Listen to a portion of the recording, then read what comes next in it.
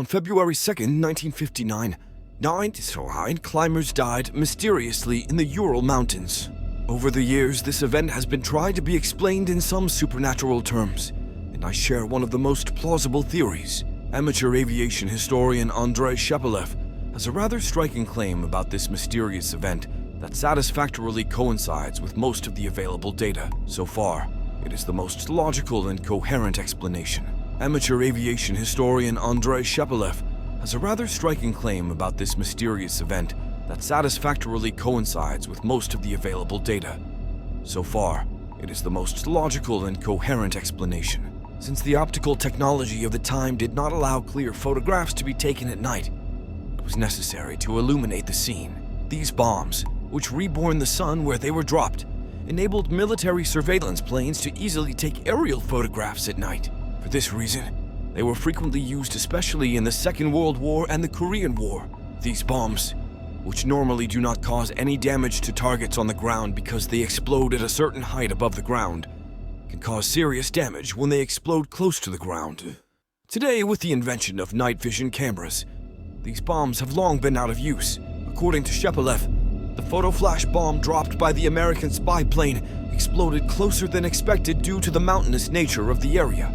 It is likely that this explosion occurred very close to the tent where the group was staying, and the young people, frightened by the sudden blinding bright light and loud noise, tore it down and ran away.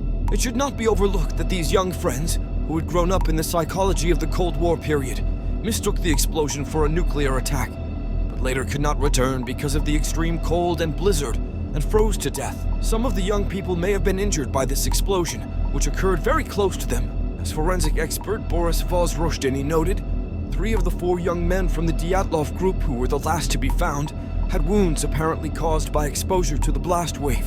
The M120 photo flash bomb used a mixture of aluminum and magnesium, powdered with oxygen-containing salts as an oxidizing agent.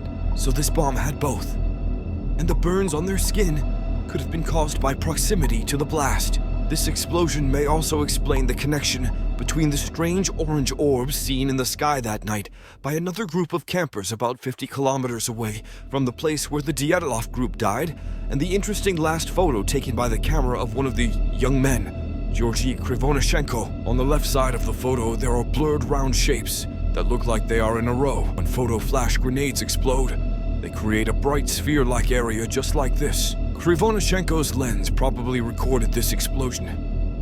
The blurred photo can be attributed to the fact that he was in a panic at the time and could not focus. We can even assume, based on the multiple sphere-like shapes seen in this photograph, that the spy plane may have dropped more than one photo flash bomb in succession. Perhaps nothing happened to the young people when they first left the tent, but some of them were later injured by the second or third bomb. The strange pieces of metal found near the campsite may have been remnants of this bomb. It would be nice if there was some research comparing these waffle pattern pieces with the American photo flash bombs used in those years. In fact, this explains very well why the Soviet authorities tried to cover up the incident.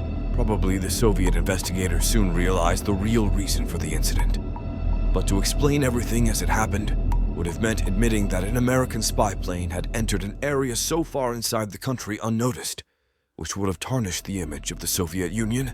So they thought it would be more beneficial for them to keep some aspects of the incident mysterious. As many researchers say, the people in the Dyatlov group were in the wrong place at the wrong time, but it was not their fault.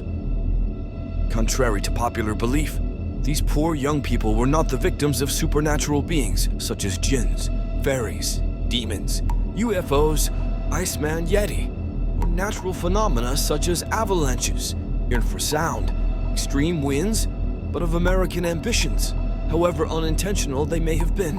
See you soon. Take care. Don't forget to subscribe if you are not already subscribed. Bye-bye.